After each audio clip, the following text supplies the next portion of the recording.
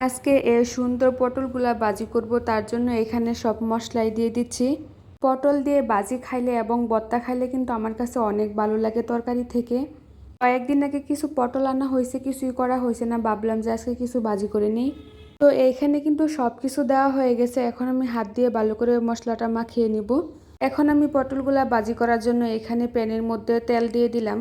এই পটলগুলো দেখতে কিন্তু অনেক সুন্দর লাগে, তার জন্যই আর কি নাম দেওয়া হয়েছে সুন্দরী পটল। পটলের মধ্যে একটু বেশি করে মরিচ দেওয়া হয়েছে, কারণ বেশি জাল না হলে ভালো লাগে না। তো এইখানে দেখেন একটা পটল কিন্তু কোনোভাবে উল্টানো যাচ্ছে না। আমাদের পরিবারের মধ্যেও কিন্তু এমন একটা গাড়তেরা মানুষ থাকবেই। আমার কাছে মনে হচ্ছে পটলটাও মনে হয় গাড়তেরা, তার জন্য উল্টানো যাচ্ছে না। যাই হোক, এখানে কিন্তু আমার পটলগুলা হয়ে গেছে। এখন আমি নামিয়ে নিব। পটলের খোসা যেহেতু অনেকটা শক্ত, তার জন্য আর কি এভাবে কাটা হয়েছে। আর এইভাবে কেটে পটলটা ভাজি করলে কিন্তু অনেক সুন্দর দেখা যায়। আর এখন আমি এই তেলের মধ্যে কিন্তু কিছু মাছ ভাজি করে নিব। তার জন্য এইখানে আমি মলা মাছগুলা দিয়ে দিচ্ছি। মলা মাছগুলো আগে থেকে ভালো করে পরিষ্কার করে নিছি। এইখানে এখন আমি সব ধরনের মশলাই দিয়ে দিব। মলা মাছের ভাজিটা আমার হাজবেন্ডে অনেক পছন্দ করে, তার জন্য আর কি করা হইতেছে। তরকারি রান্না করলে খাইতে চাই না তেমন একটা, তার জন্যই ভাবলাম আর কি ভাজি করে নিই। এইভাবে সব কিছু দিয়ে ভাজি করলে কিন্তু অনেক মজাই হয়।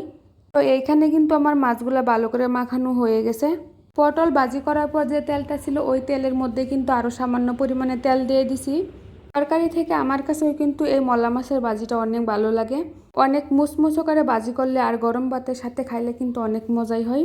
আর এই তো এখানে কিন্তু আমি এখন উল্টিয়ে দিচ্ছিলাম মাছগুলা। পেঁয়াজগুলো যাতে একসাথে দেওয়া হয়ে গেছে, তো একটু সাবধানতার সাথেই কিন্তু ভাজি করতে হবে। পেঁয়াজ যাতে না পুড়ে, তার জন্য আর কি কম আছে মাছগুলা ভাজি করতে হবে। আর এই তো এখানে কিন্তু আমার মাছ ভাজিগুলো হয়ে গেছে। এখন আমি একটা বাটিতে তুলে নিব। মাছগুলা কিন্তু গরম ভাতের সাথে এবং গরম অবস্থায় খাইলে অনেক মজা হয়, ঠান্ডা হলে আর ভালো লাগে না তেমন একটা। আর এইখানে আমি সামান্য পরিমাণে লবণ দিয়ে কুমড়াগুলো সিদ্ধ করে নিব। কুমড়া দিয়ে মাছের ঝোল করব, তার জন্য আর কি একটু হালকা ভাপ দিয়ে নিচ্ছি। কুমড়া রান্না করার জন্য এইখানে আগে মাছগুলা ভেজে নিচ্ছি। যদি ফ্রিজে মাছ থাকে আর ভাজি না করা হয় তাহলে কিন্তু একদমই ভালো লাগে না। প্রথম যেদিন মাছ আনা হয় তখন কিন্তু আর ভাজি করে রান্না করে না, ফ্রিজে রাখলে আর কি ভাজি করা হয়। আর এই তো এইখানে কিন্তু আমি এখন পেঁয়াজ বাটা দিয়ে দিচ্ছি। সবগুলাই কিন্তু আমার মাছ ভাজি করা হয়ে গেছে এবং কুমড়োটা সিদ্ধও হয়ে গেছে। এখন আমি এখানে সব ধরনের মশলাই দিয়ে দিচ্ছি। লাউ এবং কুমড়ার মধ্যে কিন্তু জালের পরিমাণটা একটু কমিয়ে দিতে হয়, তার জন্য আমি একটু এখানে মরিচটা কম দিছি। আর এই তো এখানে কিন্তু সিদ্ধ করা কুমড়াটাও দিয়ে দিলাম। কুমড়া যেহেতু অনেক কম ছিল, তার জন্য আর কি এই ছোটো কড়াইতে রান্না করে নিচ্ছি। যাই হোক, এখানে কিন্তু আমার মাছগুলো দেওয়া হয়ে গেছে। এখন আমি সামান্য পরিমাণে ঝোল দিয়ে দিব। আর এই তো এইখানে কিন্তু আমার তরকারিটা অলরেডি হয়ে গেছে।